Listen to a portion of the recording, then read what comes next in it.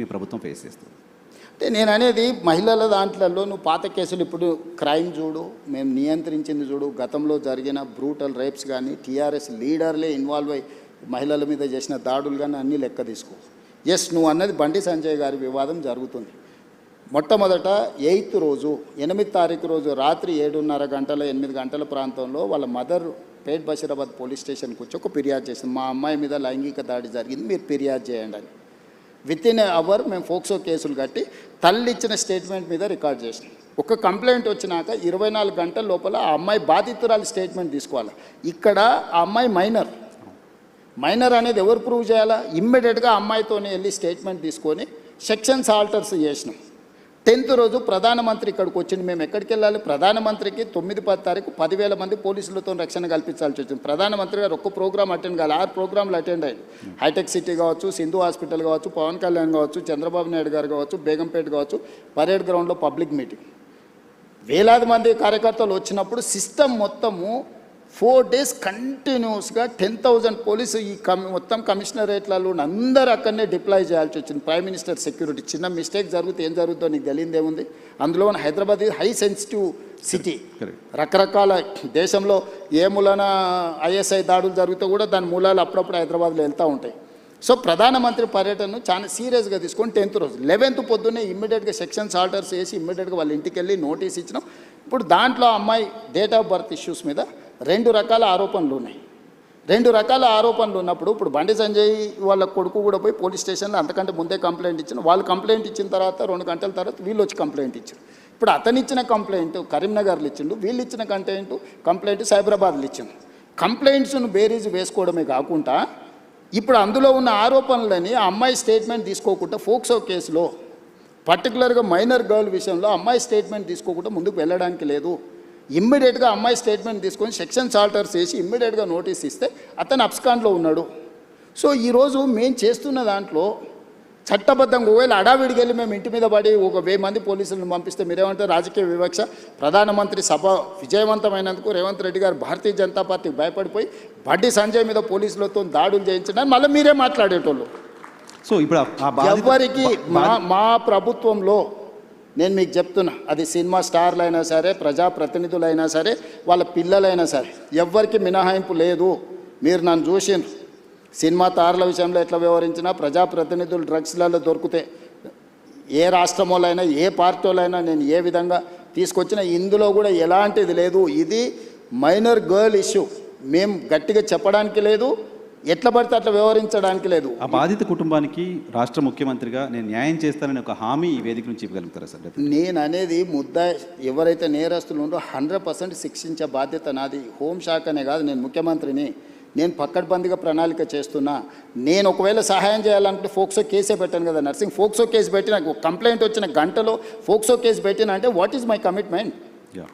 POCSO case ఎందుకు పెడతాం? ఏదో అమ్మాయి వచ్చిందిగా, మదర్ వచ్చింది, మదర్ కంప్లైంట్తోని ఫోక్సో కేసులు పెట్టడం సీరియస్ సెక్షన్స్ పెట్టలేము. బాధితురాలి యొక్క స్టేట్మెంట్ తీసుకున్న తర్వాతనే మనం చేయాలి. ఈ చట్టంలో ఉన్న నిబంధన. సో ఇప్పుడు ఇప్పుడు కొన్నిసార్లు మైనర్ పిల్లలు ప్రేమించుకుంటారు.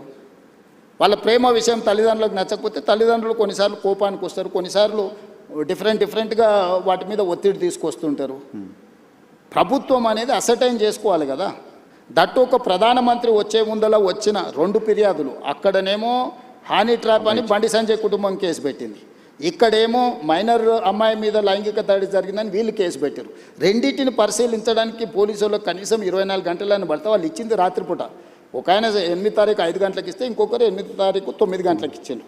9వ తారీఖు నాడు ఎంబడే మేము రంగంలో దిగి పోలీసులు మొత్తం తీసుకొని మొత్తం స్టేట్మెంట్స్ రికార్డ్ చేసి సెక్షన్స్ ఆల్టర్ చేసిన 9వ తారీఖు. 10వ తారీఖు నాడు ప్రధానమంత్రి మొత్తం నేను పర్యటనలో ఉన్న మొత్తం వ్యవస్థ ఉంది.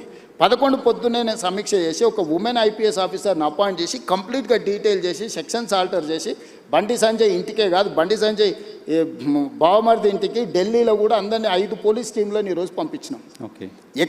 ఎక్కడన్నా ప్రభుత్వం కేసుని ఏమైనా డైల్యూట్ చేసిందా? ఇప్పుడు కొడుకు నేరం చేస్తే తండ్రిని అరెస్ట్ చేస్తారా? నువ్వు చెప్పు.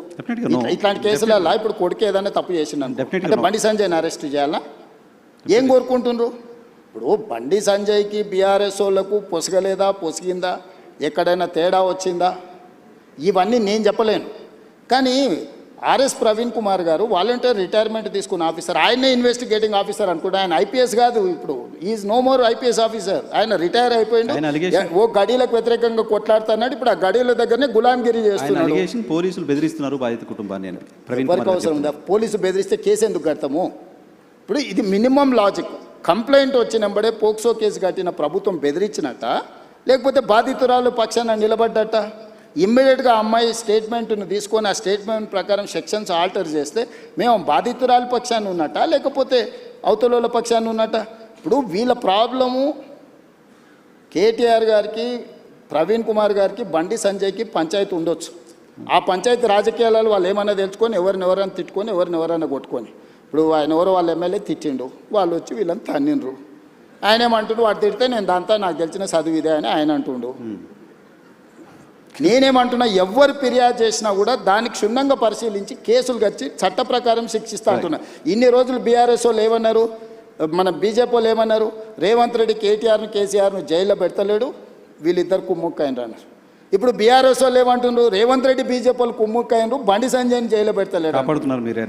ఇప్పుడు కేటీఆర్కి సంబంధించిన కేసులు ఉంటే పద్ధతి ప్రకారం విచారణ ఛార్జ్షీట్లు ఫ్లైన్ చేసినాం. ఏసీబీ ఇప్పుడు నోటీస్ ఇచ్చింది కదా. నేను ఎవరి పట్ల, బీఆర్ఎస్ అయినా, బీజేపీ అయినా, ఎంఐఎం అయినా, ఇంకో రాజకీయ పార్టీ ఏదైనా, నా పార్టీలో ఉన్న వాళ్ళనైనా చట్ట ప్రకారం విచారణ చేసి, ఇది పిల్లల భవిష్యత్తుకు సంబంధించింది. వైఎన్ఆర్ నేను క్లియర్గా చెప్తాను, ఇది పిల్లలకు భవిష్యత్తుకు సంబంధించింది. ఏ చిన్న మిస్టేక్ విచారణలో ప్రభుత్వం చేసినా ఆ పిల్లల జీవితాలు పూర్తిగా దెబ్బతింటాయి. అది అమ్మాయి కావచ్చు, అబ్బాయి కావచ్చు. ఇప్పుడు ఆ అమ్మాయికి సంబంధించి 2 డేట్ ఆఫ్ బర్త్లు, 2 సర్టిఫికెట్లు ఉన్నాయని వాళ్ళకు ఫిర్యాదు చేశారు. నేను అసర్టైన్ చేసుకోవాలి కదా. ఇప్పుడు ఆ స్కూల్కి వెళ్ళాలన్నా, 10th క్లాస్ సర్టిఫికేట్ తీసుకోవాలన్నా, ఆ అమ్మాయి ఏ హాస్పిటల్లో జన్మించిందో హాస్పిటల్ నుంచి బర్త్ సర్టిఫికేట్ తీసుకోవాలన్నా, ఆ అమ్మాయికి సంబంధించిన ఆధార్ కార్డు తీసుకోవాలన్నా, ఈ 3 రకాల సర్టిఫికెట్లు సేకరించాలంటే పోలీసుల కనీసం 24 గంటలు పట్టదా?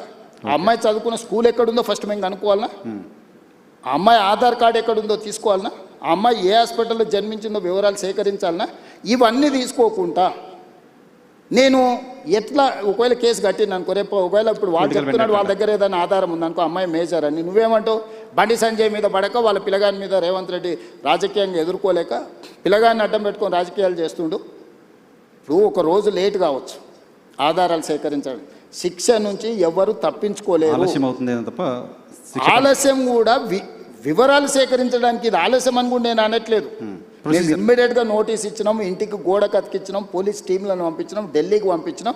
మేము అన్ని రకాల ప్రయత్నాలు చేస్తాం. మేము హార్ష్గా బిహేవ్ చేయలేము. నేను హార్ష్గా కేసీఆర్, నన్ను జైల్లో పెట్టిన కేసీఆర్ కుటుంబం పట్ల ఎప్పుడైనా హార్ష్గా వ్యవహరించినా? 28 నెలలు అయింది. నువ్వు ఎట్లా ఎక్స్పెక్ట్ చేస్తున్నావు? కేటీఆర్కు బండి సంజయ్ మీద కోపం ఉండొచ్చు, అదే పార్టీలో వాళ్ళకి ఎవరైనా మిత్రులు ఉండొచ్చు, బీజేపీలో. కవిత గారే ఏం చెప్పిండ్రు, బీజేపీలో విలీనం చేయడానికి హరీష్ కేటీఆర్ నా దగ్గర జైలు ప్రతిపాదన తెస్తే నేను తిట్టేలు కొట్టిన చెప్పిందా? అంటే విలీనం చేయాలన్నప్పుడు మరి బండి సంజయ్ ఏమైనా వ్యతిరేకించిండా వీళ్ళను? మీ పగ ఏంది బండి సంజయ్ మీద? మీరేమన్నా కొట్లాడుకోండా? నేను ప్రభుత్వాన్ని నడుపుతున్నా, నేను సత్రం నడుపుతలేను. నేను ప్రభుత్వం నడిపేటప్పుడు బాధ్యతాయుతంగా వ్యవహరిస్తాను. నేను బండి సంజయ్కు మినహాయింపు లేదు, ఎవ్వరికి మినహాయింపు లేదు. ఇది పిల్లలకు సంబంధించిన విషయము. దీన్ని జాగ్రత్తగా వ్యవహరిస్తున్నాం, మేము ఆచితూచి వ్యవహరిస్తున్నాము. ఏ ముద్దాయి కూడా తప్పించుకోడు. నేను బాధిత కుటుంబానికి అష్యూర్ చేస్తున్నా, 100% ఈ ప్రభుత్వం బాధితులకు అండగా నిలబడుతుంది. తప్పు చేసిన వాళ్ళను తప్పకుండా శిక్షిస్తుంది. ఇందులో మీకు ఒక విషయము, డిసెంబర్ 31, 2025 కంటే ముందు జరిగిన సంఘటనలే ఫిర్యాదులు ఉన్నాయి. జనవరి 1, 2026 నుంచి ఇక్కడి వరకు ఫిర్యాదుల సంఘటనలు లేవు. 4-5 నెలల క్రితం జరిగిన సంఘటనల మీద ఫిర్యాదు వచ్చినప్పుడు 4-5 నెలల కింద ఎక్కడెక్కడ సంఘటనలు జరిగిన వివరాలు సేకరించడం కొంత సమయం పట్టదా? ఇప్పుడు నిన్న జరిగిందో మొన్న జరిగిందో, నిన్న మేము ఎక్కడో వెళ్తే మా మీద ఇట్లా దాడి జరిగిందంటే ఆ విచారణ వేరు. డిసెంబర్ 31 నైట్ ఇక్కడ సంఘటన జరిగింది, October so and so date నాడు ఇక్కడ సంఘటన జరిగింది, ఆగస్టులో సో అండ్ సో డేట్ నాడు ఈ సంఘటన ఇట్లా కొన్ని వాళ్ళు కోట్ చేస్తున్నారు. 4 నెలల వెనక్కి వెళ్ళి జరిగిన సంఘటనలని సేకరించాలంటే మేము టెక్నాలజీని వాడాలి. టెలిఫోన్ టవర్స్, అమ్మాయి అబ్బాయి టవర్స్ ఒక దగ్గర ఉన్నాయా లేవా సిగ్నల్స్, లేకపోతే ఎక్కడైతే వెళ్ళిందో అక్కడ ఏమైనా సీసీ కెమెరాలు ఉన్నాయా, అక్కడ ఏమైనా ఫుటేజ్ ఉందా? సార్ మీ పోలీస్ విచారణ అంతా ఓకే. అరే మరి అంటే మీరు సింపుల్గా ఎందుకు అర్జెంటుగా తీసుకొచ్చేసి కోదండం ఎక్కించి కొడతలేరు, సంజయ్ కొడుకును ఊరేస్తలేరు? ఈ అంటే ఏమంటారు, ఇది ఇది ఎట్లా ఆన్సర్ చేయాలి నేను? సరే, దాని గురించి ఎక్కువ డిస్కషన్ ఉంది. ఒకటి జనరల్గా ఆన్సర్ చేయాల్సింది ఏంటంటే, భారత హోంశాఖ మంత్రి కొడుకు కేసు అయిన తర్వాత పారిపోవడం ఏంటి? అది చాలా తప్పు. అది బండి సంజయ్ గారు నైతిక బాధ్యత తీసుకొని కొడుకుని ఎంబడే విచారణకు పంపించాలి. నేను కూడా సూచన చేస్తున్న ప్రజాప్రతినిధిగా ధైర్యంగా ఎదుర్కోవాలి. పారిపోతే పరిష్కారం కాదు కదా. నేను బండి సంజయ్కి సూచన చేస్తున్నా. బండి సంజయ్ కూడా కష్టపడి కింది నుంచి కార్యకర్త నుంచి అక్కడికి వచ్చిండు.